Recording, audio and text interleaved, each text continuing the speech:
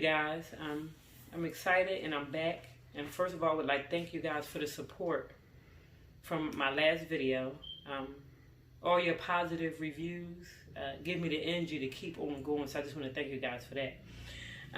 First, I would like to start off by talking about the elephant in the room. The coronavirus has affected all of us. And I just pray that everybody's safe and sound.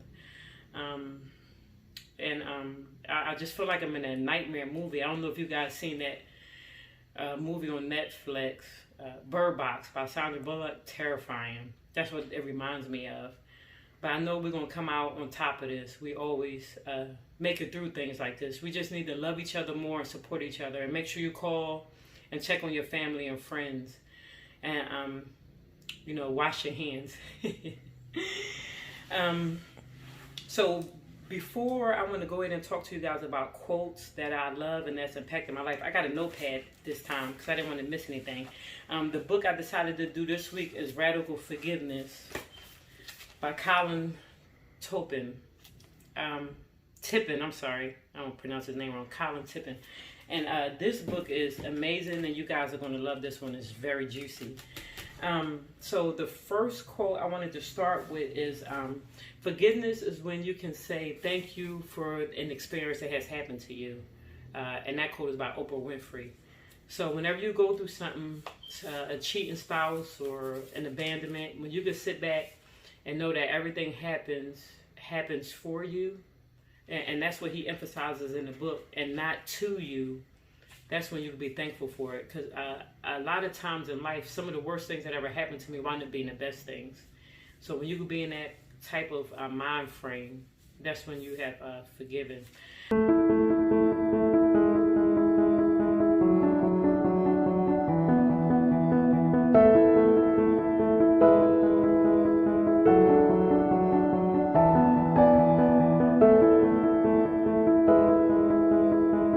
Okay, you guys, so my mission is to get people to read more, and I talk to a lot of people every day. Me and my husband own a trucking company, and it's 24 hours, 7 days a week, so I'm constantly working. If a driver calls 4 in the morning, I have to get up and give him fuel, or if he got stuck in a ditch. So I'm working 24 hours, 7 days a week. But whenever I come into people and they may talk to me about their issues, I suggest they read a book. And the first, go-to excuse is I don't have time. So with this coronavirus, we have a little bit more time in the house. So I hope people take advantage of that and try to read a little bit more and educate yourself. You spend time, getting to know your spouse, but you can't even sit down for 10 or 15 minutes and get to know you and meditate. And that's why a lot of people don't know, they feel lost. They don't know their purpose because they won't sit down and spend time with their self and get to know their self. So I'm hoping that, during this time that we have stuck in this house, that you spend time to get to know who you are. When I am at my personal story is, I'm considered a success from people on the outside looking in. Again, like I was telling you, I run a successful trucking company. I'm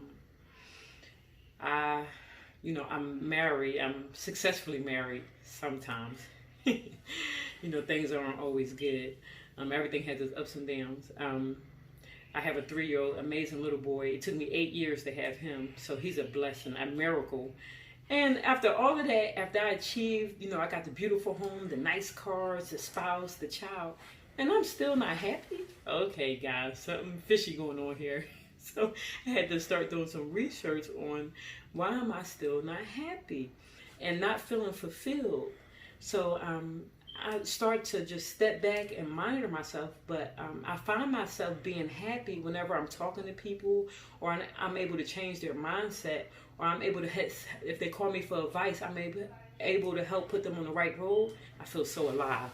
I feel excited. I feel happy. So I said, okay, you know what? I found my purpose. My purpose is helping people. And that's why I'm here on this earth. My purpose in life is for every person I can touch. So that's why I'm doing this today. And if I go to my masseuse, I'm talking to her about a book. If I go to the grocery store, I'm talking to the cashier about a book. Or everywhere I go, I'm impacting people with my stories and my advice about what books they could read. So one day I was doing some research on highly successful people. And the common denominator for these people was forgiveness. They all said once they decided to forgive and let go, that's when their careers took off. So I said, okay, they're on to something. I said, you know what? Because every time you go to somebody with an issue, usually their go-to is, oh, you need to forgive. You need to forgive. You get tired of hearing that because they tell you need to forgive, but nobody tells you how do you forgive. They don't give you step-by-step instructions. They don't say, this is what I did. So it's a little frustrating. So in order for you to get it, you kind of got to do the research yourself. And that's what brought me to radical forgiveness. So in the book, he has an unorthodox method, you guys. I know it's going to sound crazy. Something you've never heard of before. And the reason why I was kind of open to it is because all of my life, whenever I would go to my mom crying about anything, first thing she would say to me is, Azina is not them, it's you. I thought she hated me. I thought she was crazy. But she was making me take accountability for me and stop blaming other people for my problems. And once I was able to stand up and say, you know what? Everything I have, I created it. So I'm the one that need to fix this. It's not Tom, Dick, and Harry. It's me.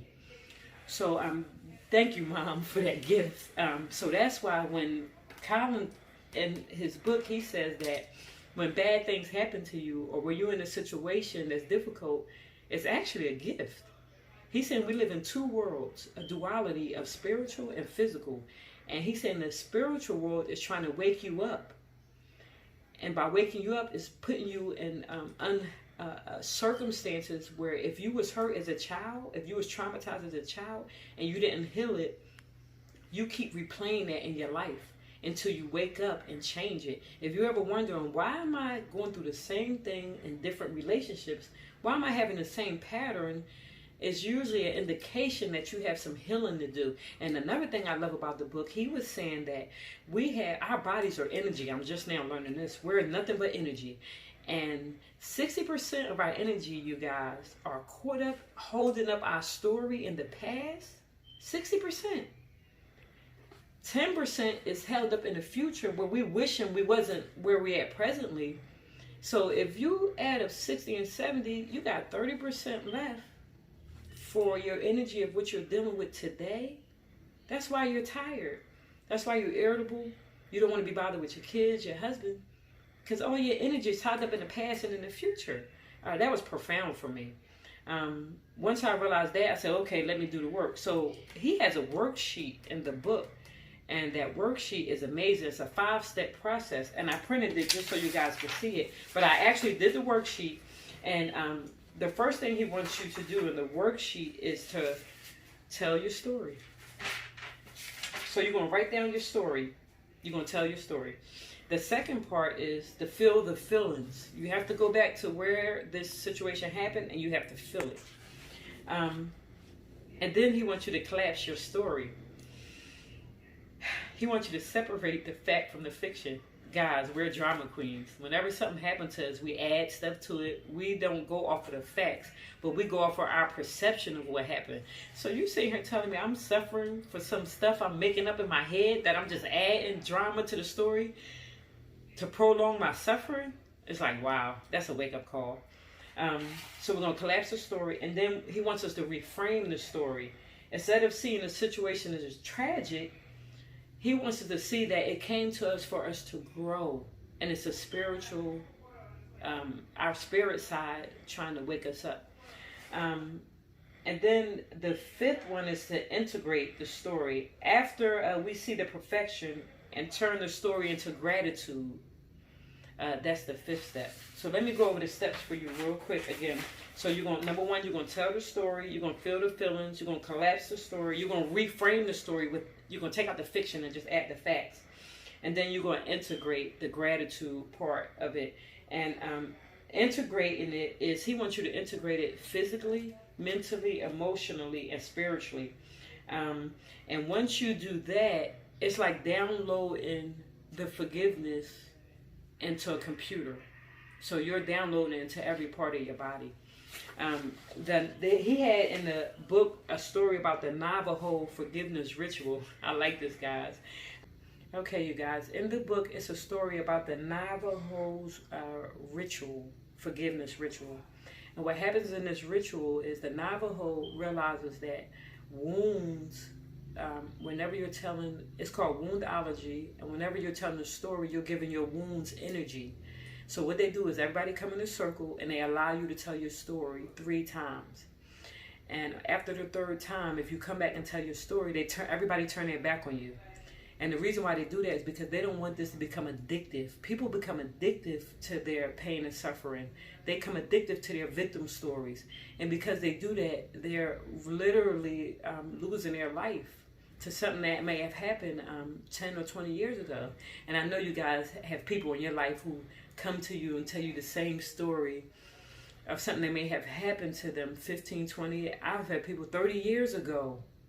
And I need that Navajo ritual to help set people free. So I really like that part of the story. And another part of the story he has in his book is he was married, and his wife, they had 3 kids, and his wife cheated on him. And when she cheated, you know, he was devastated. He felt as though it was all about him. He felt as though he couldn't satisfy his wife. And really, it was not about him. It was about his wife. But she said the reason why she did it was she never felt so alive. She's never felt so loved or connected to another human. She was ready to leave her kids and ready to leave him because of this affair. And she had an affair with a married man. And this married man decided to leave her. He just wanted to have sex with her. But when he did that, when he left her, she realized that she almost lost everything, you know, because of feelings. And I love when people go through things and they're able to come out on top. So I love that he put his personal story in the book, how he was able to overcome that experience. Another thing that I liked about the book was his basic thing is that everything that happens to us is for us. It's a gift. It's, you know, not, you know, sometimes you'll be sitting here, oh, woe is me. Oh, no. Wake up. Wake up. It's a wake-up call. You have to go back and heal the original hurt. And he has a worksheet, the Radical Forgiveness. I was telling you guys about, and I actually did this worksheet. And once I did the worksheet, I felt set free. It was like a burden lifted off of my back. And I felt free immediately. You know, with traditional forgiveness, you could be in therapy for 2 or 3 years and never get it. But with radical forgiveness, this is instant. And guys, listen, I have a 3-year-old, and I do not want to pass on my suffering to him or other people. I want to pass on my wisdom to you guys. So that's why I love this, and I highly suggest this, because you will get it. It will set you free instantly. So that's what I love about this. I just, you know, so excited that I'm able to get to spend time with you guys. I'm excited, you know, you guys, me helping you guys is just helping me going back through this. It's teaching me more about myself, about my family, my friends, and I'm able to help them as well. I just want to thank you guys, and I appreciate you for giving me your time. If you guys could subscribe, like, and hit the notification bell, because if you hit the notification bell, every time I have a video, it'll notify you guys. But every week I will come with a book that has changed my life, that has affected me, and set me free. Thank you, guys.